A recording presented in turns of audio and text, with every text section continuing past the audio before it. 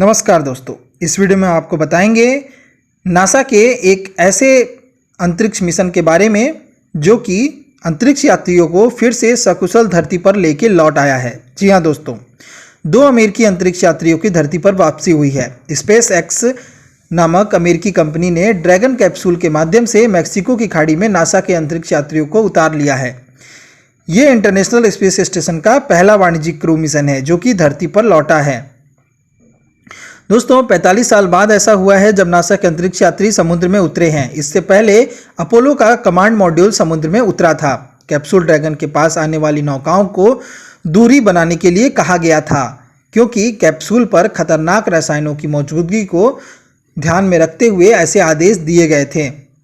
दोस्तों, 2 महीने पहले जब कैप्सूल को लॉन्च किया गया था, उस वक्त अमेरिकी राष्ट्रपति डोनाल्ड ट्रंप भी वहां पे मौजूद थे। उन्होंने भी इस मिशन के कामयाब होने पर बधाई दी थी। दोस्तों, उन्होंने कहा था कि शुक्रिया आप सभी को, यह हमारे लिए बेहद खुशी की बात है कि नासा के अंतरिक्ष मिशन में 2 महीने के मिशन के बाद सुरक्षित धरती पर ये यात्री लौट आए हैं। इस मिशन का कामयाब होना अमेरिकी अंतरिक्ष एजेंसी के लिए एक नए युग की शुरुआत है। इस मिशन के कामयाब होने से इस बात की संभावना भी बढ़ गई है कि आने वाले समय में अंतरिक्ष में मानव को भेजने के लिए स्पेस एक्स जैसी कंपनियों से मदद ली जा सकती है। सरकारी एजेंसी का कहना है कि इस तरह के सेवा देने वालों को अगर अनुबंधित किया जाता है तो इससे सरकार के अरबों डॉलर की बचत होगी। इस राशि का इस्तेमाल अंतरिक्ष यात्रियों के दूसरे प्रोजेक्ट्स के तहत मंगल या फिर चंद्रमा पर भेजने के लिए किया जा सकता है। ड्रैगन कैप्सूल को कई महीनों के अंत में इंटरनेशनल स्पेस स्टेशन के लिए लॉन्च किया गया था। इसे फैल्कन 9 रॉकेट की मदद से प्रक्षेपित किया गया था। इस मिशन के कामयाब होने के साथ ही धरती से अंतरिक्ष और अंतरिक्ष से धरती के सफल परिचालन की भी पुष्टि हो गई है। साथ ही टैक्सी सर्विस कंपनी के मालिक एलन मस्क नासा को इसे बेच भी सकेंगे। बोइंग कॉरपोरेशन भी एक क्रू कैप्सूल सॉल्यूशन तैयार कर रहा है, लेकिन उसके स्टारलाइन कैप्सूल में कुछ सॉफ्टवेयर संबंधी परेशानियां आने के कारण फिलहाल इसको टाल दिया गया है। दोस्तों, इस कैप्सूल को निजी कंपनी ने क्यों लॉन्च किया था? नासा 2000 के दशक की शुरुआत से ही अंतर्राष्ट्रीय अंतरिक्ष स्टेशन पर क्रू की आवाजाही का काम छोड़ने की योजना बना रही थी। 2003 में कोलंबिया शटल के पृथ्वी पर वापसी के दौरान दुर्घटना का शिकार होने के बाद से ही नासा ने एक ऐसा स्पेसशिप विकसित करने पर ध्यान केंद्रित करना शुरू कर दिया था जो कि चंद्रमा तक जा सके। ISS पर क्रू के कार्गो की आवाजाही के लिए निजी फर्मों का शामिल करना इस प्रोग्राम को चालू रखने की दिशा में एक अहम कदम था। 2014 में एंटरप्रेन्योर एलन मस्क की कंपनी स्पेस एक्स और एरोस्पेस सेक्टर की दिग्गज कंपनी बोइंग क्रू ट्रांसपोर्ट सेवाओं के लिए नासा का कॉन्ट्रैक्ट हासिल करने में सफल रही थी। स्पेस एक्स अपना स्पेसक्राफ्ट पहले ही लॉन्च कर चुका है। दोस्तों, अब बात करते हैं स्पेस एक्स के बारे में। स्पेस एक्स क्या है? स्पेस एक्स एक ऐसी अमेरिकी कंपनी है जो कि फॉल्कन 9 और फॉल्कन हैवी रॉकेट्स पर कमर्शियल और सरकारी लॉन्च सेवाएं देती हैं।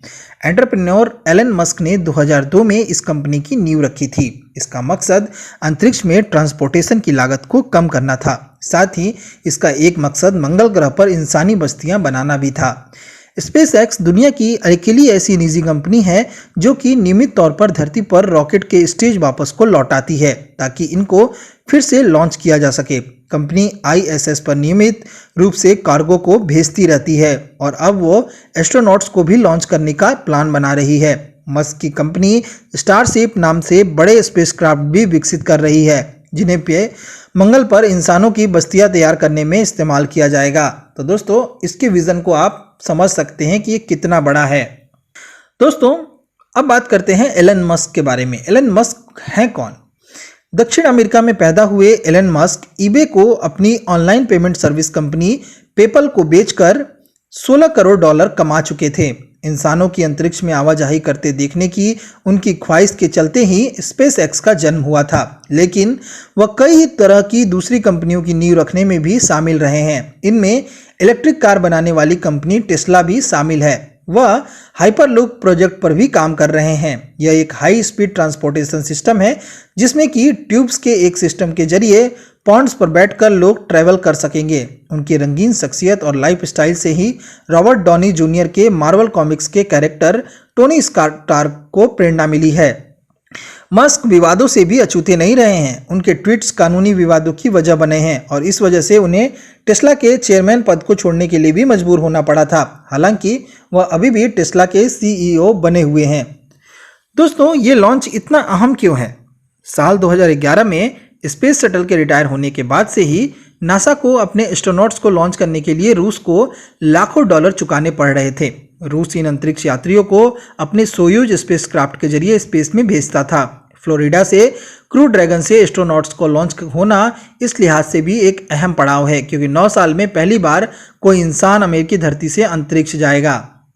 इंसानों को अंतरिक्ष में भेजने के मामले में यह अमेरिका के सम्मान की फिर से बहाली होगी। यह भी पहली बार है जबकि कोई निजी कंपनी एस्ट्रोनॉट्स को अंतरिक्ष की कक्षा में भेजती है। तो दोस्तों, आपने देखा कि कैसे अब अंतरिक्ष में जाना एक आसान कड़ी हो गई है और आप भी कुछ करोड़ डॉलर रुपए खर्च करके आसानी से अंतरिक्ष से घूम के आ सकते हैं। और भविष्य में ऐसा भी कहा जा रहा है कि मंगल ग्रह पर इंसानी बस्तियां बस के रहेंगी। तो दोस्तों, इंतजार करिए उस समय का जब हम मंगल ग्रह पर इंसानी बस्तियों को बसाएंगे। तब तक के लिए नमस्कार।